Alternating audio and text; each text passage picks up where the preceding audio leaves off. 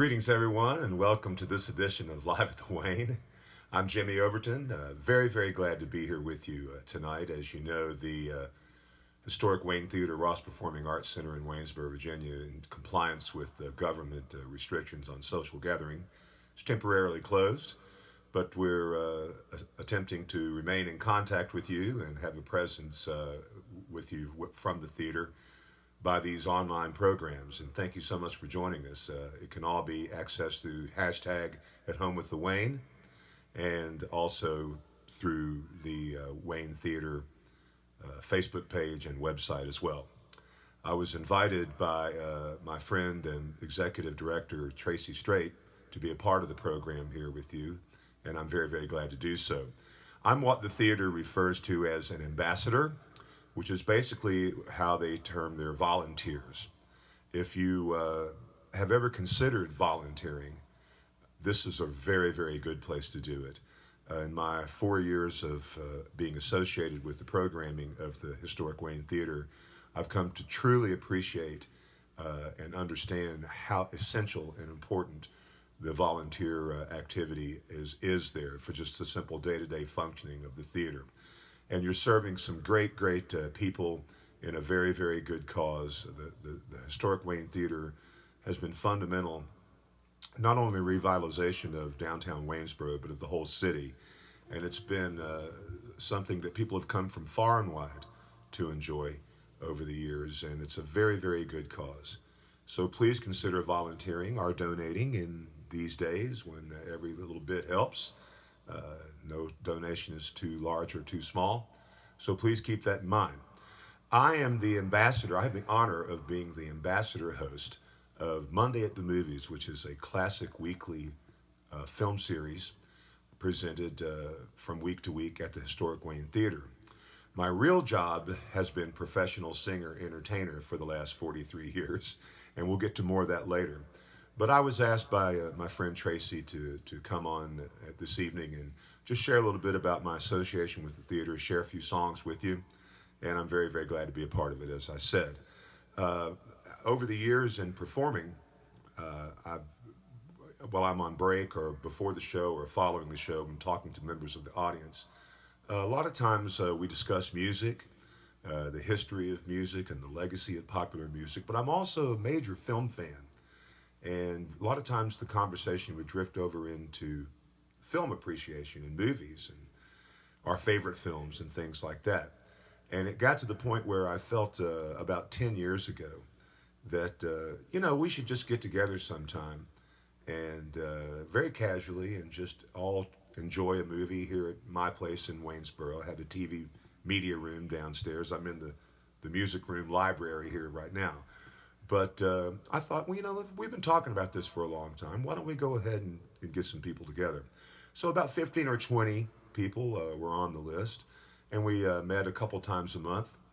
And basically, I would find a couple of talking points to get the discussion started as by way of introducing the film. And then we'd roll the movie and eat some popcorn and have a glass of wine, whatever. And following the film, we would all sit and just kind of have a open discussion about what we'd just seen. And all of the films were basically movies that I had probably seen as a lifelong film fan. I'd seen many times before over the years.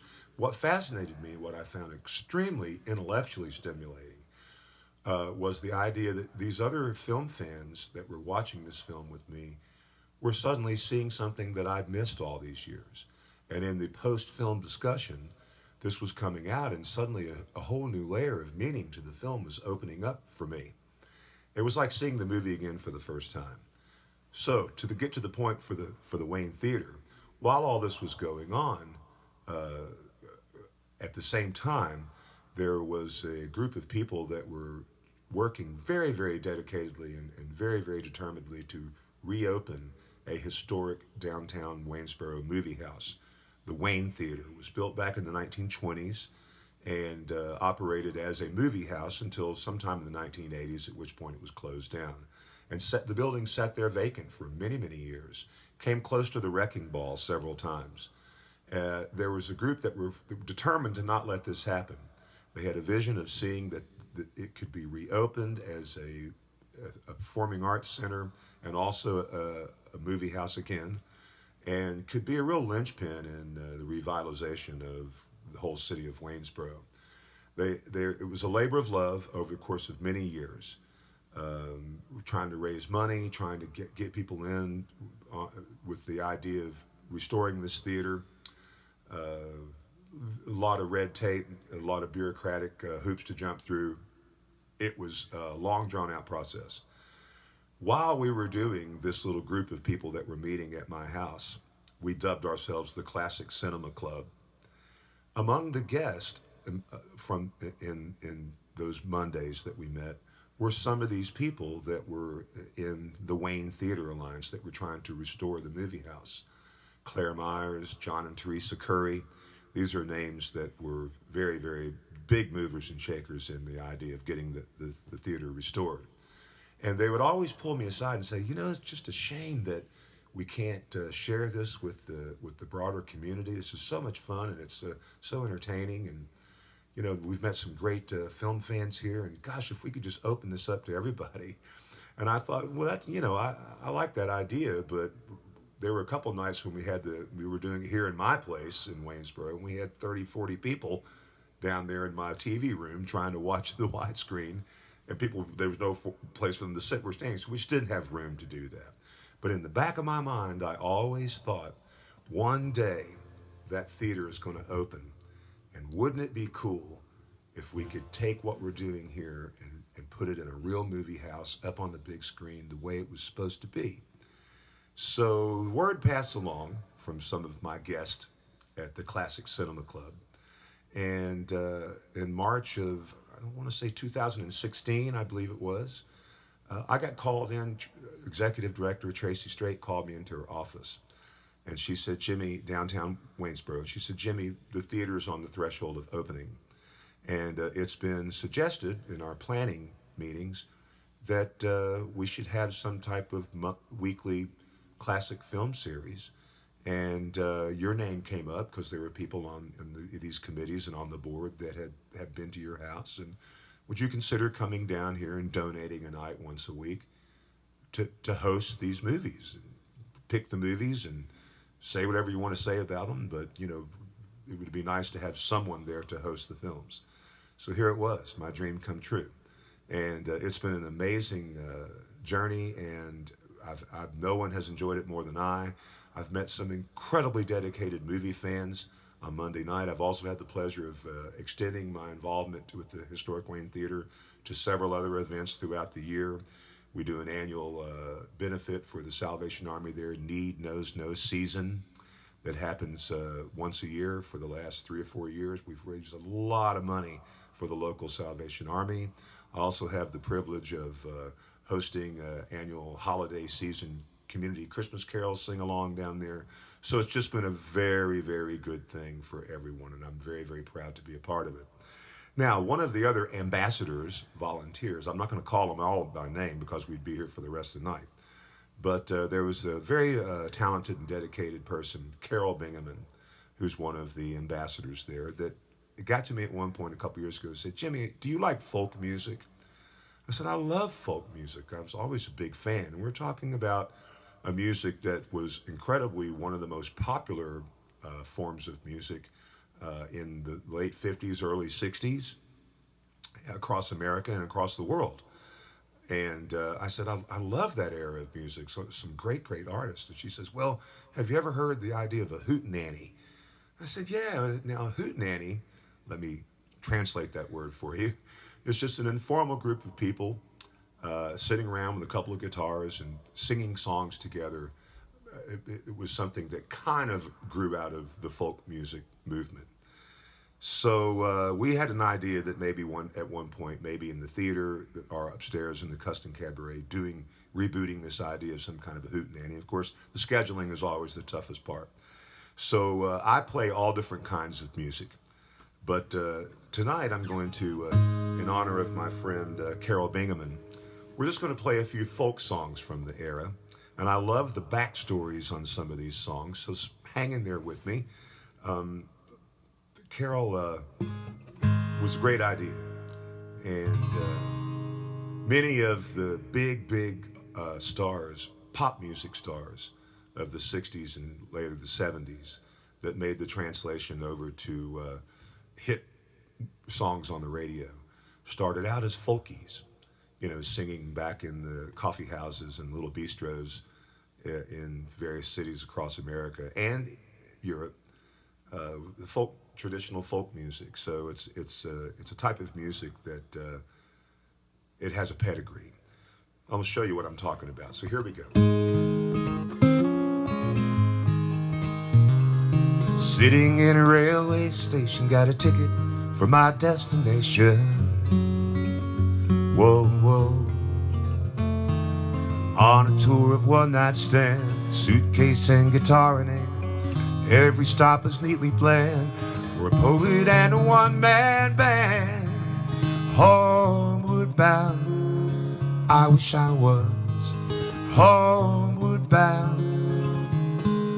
Home where my thoughts are straying, home where my music's playing, home where my love lies waiting silently for me. Every day's an endless stream of cigarettes, magazines. Whoa, whoa. And each town looks the same to me, the movies and the factories. Every stranger's face I see reminds me how I long to be homeward bound. I wish I was homeward bound. Home where my thoughts are straying, home where my music's playing, home where my love lies waiting silently for me. Tonight I'll sing my songs again, play the game and pretend. As all my thoughts come back to me in shades of mediocrity, like emptiness and harmony, I need someone to comfort me. Homeward bound, I wish I was homeward bound. Home where my thoughts are straying, home where my music's playing, home where my love lies waiting silently for me. Silently for me.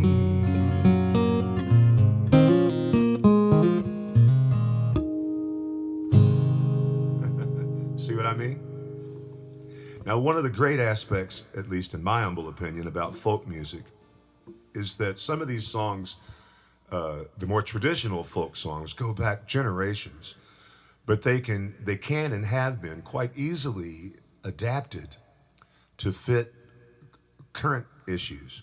This is a great example. This song was a very popular folk song in folk music circles, Hootenannies, little coffee houses, for a number of years. There was an event that occurred in America in November of 1963 that was probably one of the most tragic and darkest hours in our nation's history. In fact, it shocked and stunned the entire world. So a year or so after that, not quite a year after that, Roger McGuinn, who was a founding member of the Byrds, one of the most incredible seminal folk rock groups from Los Angeles of the entire era, he adapted this old folk song to fit what he was feeling at the moment. I think you'll understand what I'm talking about.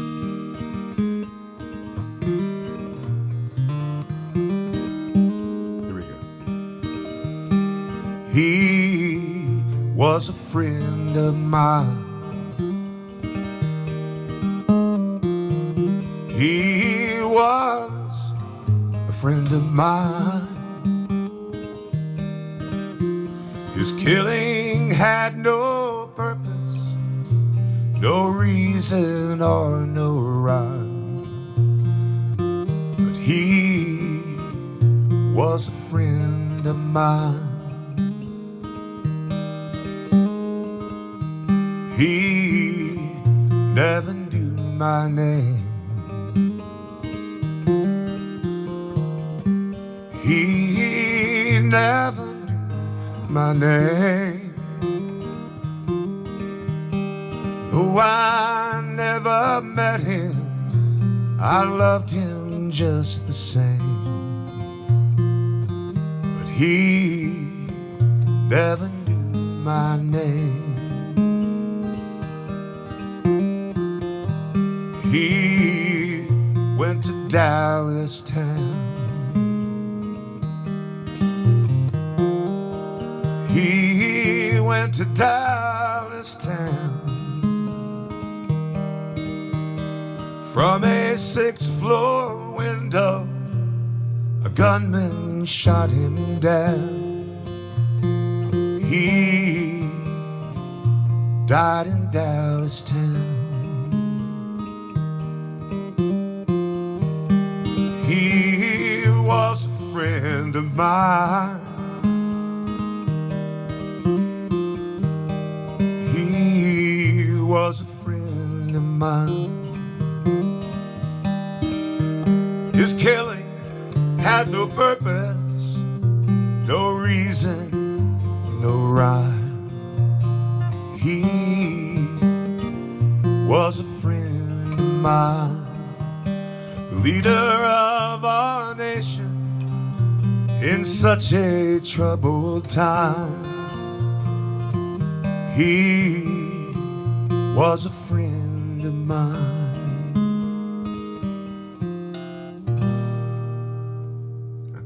What do you think, huh?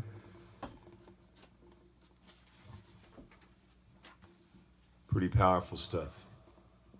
A lot of, as we said, a lot of great artists became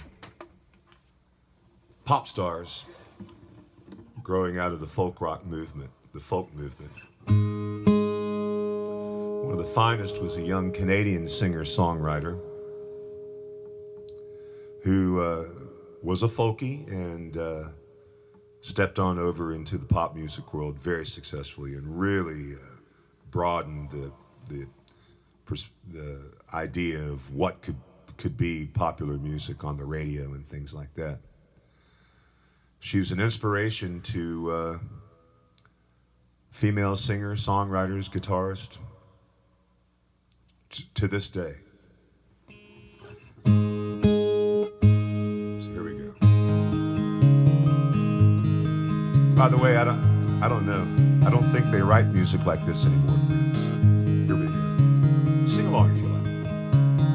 Rows and flows of angel hair and ice cream castles in the air and feather canyons everywhere. I've looked at clouds that way, but now they only block the sun. They rain and snow on everyone. So many things I would have done, clouds got in the way. I've looked at clouds from both sides now, from up and down, and still somehow it's clouds, illusions I recall. I really don't know clouds at all. Moons and Junes and Ferris wheels, the dizzy dancing way you feel as every fairy tale turns real. I've looked at love that way, but now it's just another show. You leave them laughing when you go, and if it hurts, don't let it show. Don't give yourself away. I've looked at love from both sides now, from give and take, and still somehow it's love's illusions I recall. And I really don't know love at all. Oh yeah. Tears and fears, feeling proud to say I love you right out loud. Dreams and schemes and circus crowds, I've looked at life that way.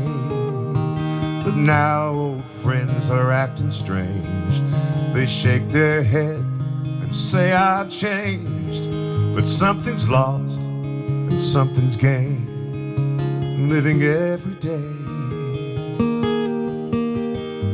I've looked at life from both sides now, from win and lose, and still somehow it's life's illusions I recall. I really don't know life at all. I think that bears singing again. I've looked at life from both sides now, from win and lose, and still somehow it's life's illusions I recall.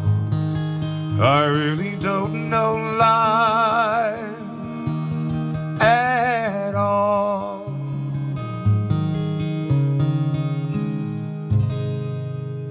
From the one and only Joni Mitchell, huh? Wow. What a song. What a song. Folk music. One of the original folkies. Been around since forever.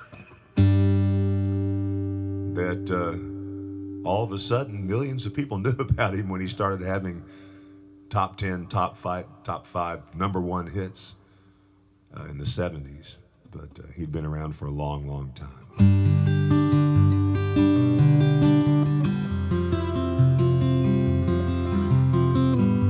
If you could read my mind, love, what a tale my thoughts would tell. Just like an old-time movie about a ghost in a wishing well. In a castle dark, in a fortress strong, with chains upon my feet. You know that ghost is me. I will never be set free as long as I'm a ghost that you can't see.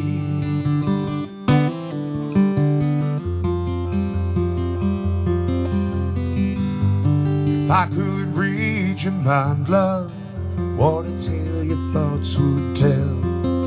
Just like a paperback novel, the kind that the drugstore sells. When you reach the part where the heartaches come, then the hero would be me. But heroes often fail. You won't read that book again because the ending is just too hard to take.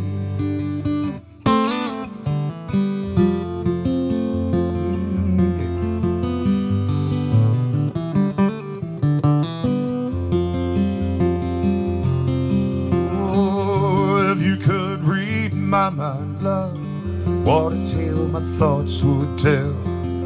Just like an old-time movie about a ghost in a wishing well. I'm in a castle dark, in a fortress strong, with chains upon my feet, but stories always end. I never thought I could feel this way, but I gotta say that I just don't get it. I don't know where we went wrong. The feeling's gone, and I just can't get it back. If you could read my mind.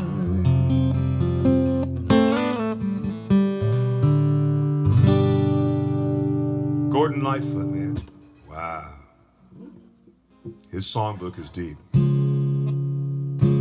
All right, we're going to finish up here with a song that's a classic from the folk music era.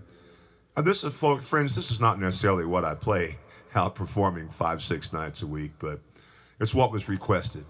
And I love all music and all eras of music and all styles of music. And I'm very glad to share some of these songs with you. Written by Woody Guthrie. This land is your land, this land is my land. California to the New York Islands, from the Redwood Forest to the Gulf Stream waters. This land was made for you and me. As I went walking that ribbon of highway, I saw above me the endless skyway. I saw below me that golden valley. This land was made for you and me. I roamed and rambled, I followed my footsteps to the sparkling sands of her diamond deserts, and all around me a voice was sounding. This land was made for you and me.